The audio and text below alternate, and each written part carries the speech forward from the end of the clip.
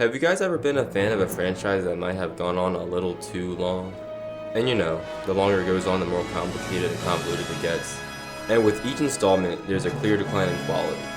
I'm talking Fast and the Furious, the Transformers movies, your favorite comic series, even something like Assassin's Creed. And then you're just looking back at the glory days wondering where it all went wrong? Well, for me, that franchise is Kingdom Hearts.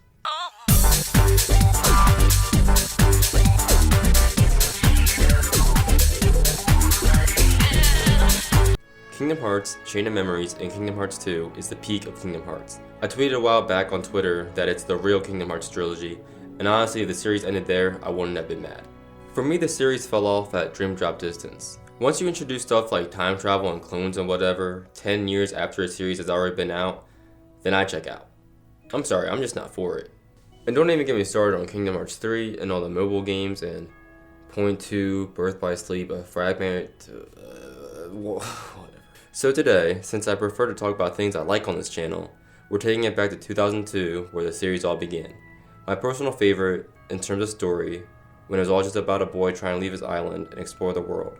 When things were a little more, well, you know.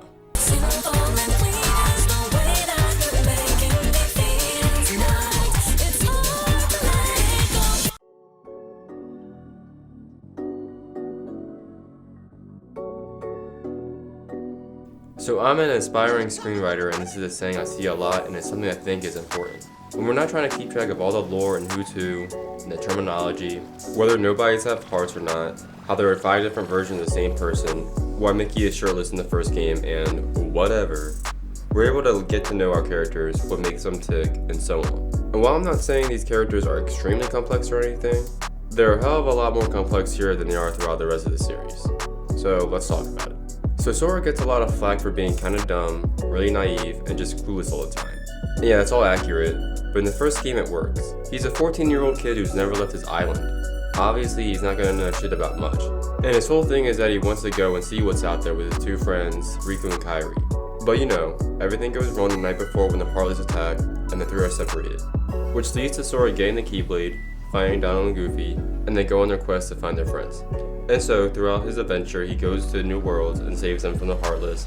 He learns more about life and people as he makes connections with them, which is a nice parallel to real life because if you go out and travel and see other people's cultures firsthand, you learn more about people and their culture more than you ever would by just reading about it. One of the reasons I don't enjoy the story as much in the newer games is because the Disney worlds just feel like filler 90% of the time.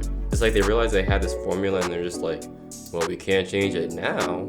But here, going to each world actually feels important. Like I said, Sora's whole goal in the beginning is to go out and see what's out in the world. So we're pretty much getting to see Sora live out his dreams as he looks at his friends in a be careful what you wish for kind of way. So even if nothing exactly relevant to the overarching plot happens in, say, Wonderland, we are still seeing Sora achieve the goal he set out from the very beginning. We also get to see the dynamic between Sora, Donald, and Goofy change as the story progresses. In the later games, I feel like their relationship is really cookie cutter and one note, but here, on some Avengers type shit, they don't even like each other for the majority of the game. Sora and Donald are always fighting. Sora even has a certain amount of arrogance because the Keyblade chose him. They don't even care about their respective goals throughout the majority of the game. And as soon as Riku takes the Keyblade from Sora, Donald and Goofy dip as fast as they can. And since we're talking about Riku, I guess we should get into his character. At the beginning of the game, he has this line that really resonates with me. I've always wondered why we're here, on this island. If there are any other worlds out there, why did we end up on this one? And suppose there are other worlds. Then ours is just a little piece of something much greater. So, we could have just as easily ended up somewhere else, right? So it's clear from the start that he's a kid who's always just wanted more. And he brings up something that I'm sure a lot of us thought about as kids. We see him and Sora go on adventures when they're kids, and they make a promise to go on real adventures when they're older. Then when the Heartless attack the island, he basically sells his soul for power. The darkness is essentially a portal for him to go to another world, and when he realizes this, he just dives in because that's how much he wants it. In the final mix version, they show a stark contrast between the decisions Sora and Riku make. Sora chooses light, so he ends up in the comforting Traverse Town with the Keyblade, while Riku ends up in the cold, dark Hollow Bastion. And Sora ends up with Donald, Goofy, and Final Fantasy characters, while Riku ends up with Maleficent, mistress of all evil, and Ansem, seeker of darkness? Sheesh. And through some good manipulation by Maleficent, he distances himself further and further from Sora. He becomes convinced that Sora doesn't care about him and Kairi anymore, and he cares more about Donald, Goofy, and the Keyblade, based off of nothing. They have this rivalry established from the opening minutes on Destiny Islands, and it's crazy to see what it turns into. Riku's goal is to save Kairi, but Nomura even implies the reason Riku wants to save Kairi is more about him atoning for past sins, rather than because of his feelings for her. What a guy. And for Kairi,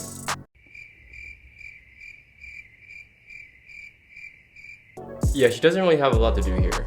I mean, she's absent from 90% of the game, so sure. And when we do see her, she's unconscious. She's not from the islands like Sora and Riku are, and one of their motivations for leaving is to find her world. The only time she says or does anything interesting, to be honest, is when she tells Sora they should just leave without Riku because he's acting weird. But she retracts that by saying she's joking, so yeah. Unfortunately, she's kind of just a plot device. It's implied both Sora and Riku are in love with her, and they kind of fight over her and who cares about her more. And she's a princess of heart. But yeah, that's pretty much it. That's pretty much it for her character. And since Sora is the purest of all people and believer in good, then Ansem is the perfect antagonist for him. This dude is just pure evil. He literally believes the worlds begin and end in darkness. So yeah, I guess you could say he has a positive outlook on life. I think the biggest reason he feels this way is because he spent so much time researching the heart and trying to look at it in an analytical way. Whereas Sora, who like I said has actually gone out and seen the worlds and met a myriad of people, has a more optimistic look on life and light and darkness and everything else that Kingdom Hearts is about, I guess. But yeah, Ansem wants to access Kingdom Hearts for even more knowledge and power so he can fill the rest of the world with darkness. Like I said, pure evil.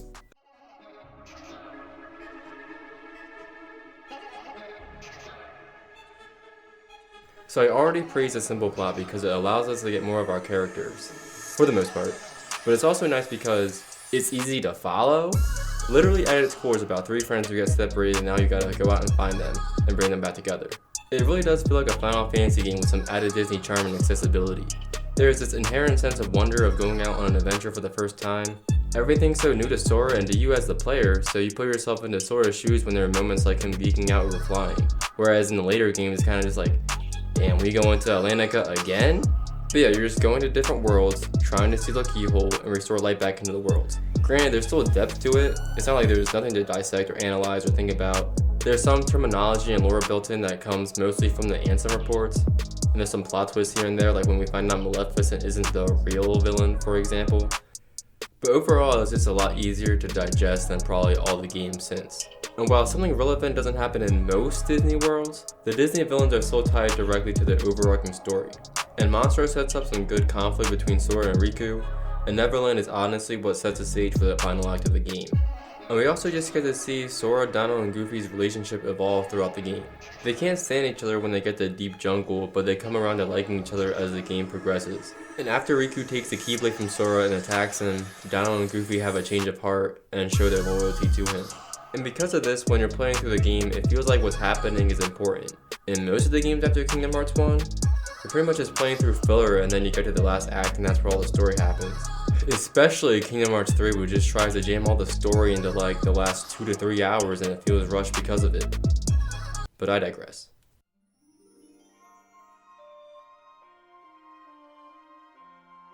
So it's really corny and a really big cliche in shonen anime at this point, but Kingdom Hearts at the end of the day is all about the power of friendship. The message of the game is basically trying to say you can have all this power and all this knowledge and whatnot, but it doesn't really mean much if you don't have friends or a strong support group to back you. I mean, look at what happens to Ansem. Light!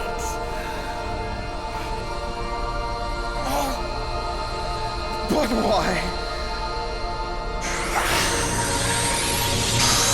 So going back to simple plots allow for complex characters, it's important for the characters to have dimension and for us to really get to know them. Why? Because when shit goes down, why do we care about what happens to them? The characters and their relationships feel real. They're relatable in a lot of ways, they have dreams and ambitions, they have fights with each other, they have flaws, etc. If we don't get to know Sora, Riku, and Kairi on the island, see Sora and Riku's rivalry as they fight for Kairi's affection, if we don't see Sora meet all these new people in their respective worlds, If we don't see the dynamic between Sora, Donald, and Goofy change over time, then my friends are my power really means nothing. In Birth by Sleep, when Ventus says a line, or Sora for the third time in Dream Drop Distance, or God forbid when Hero says, "Is it not the sum of our parts? Is it the sum of our hearts?" Does any of that have the same impact as this? How will you fight without a weapon? I know now I don't need the Keyblade. I've got a better weapon. My heart! Your heart? What good will that weak little thing do for you? Although my heart may be weak, it's not alone. It's grown with each new experience, and it's found a home with all the friends I've made. I've become part of their heart just as they've become a part of mine. And if they think of me now and then, if they don't forget me, then our hearts will be one. I don't need a weapon. My friends are my power. In an interview, when asked about what he wanted to illustrate in the story, Tetsuya Nomura said, "As a story, I wanted to illustrate bonds. I wanted to show that the connections between people are not physical. Even when separated, things that are connected will still be connected. It might not be the most profound or the deepest thing in the world, and the dialogue is really bad, I'm not gonna lie, but for a game that's directed more towards kids, I think it's wonderful and it works really well, and it wouldn't work without the characters. There's a reason why the ending is so bittersweet. The day is saved, but you spent all this time looking for your friends, and you're all even further apart physically now than ever before. But in your hearts, you're the closest you've ever been." That was really fucking corny, but so is this game, so I'll live with it.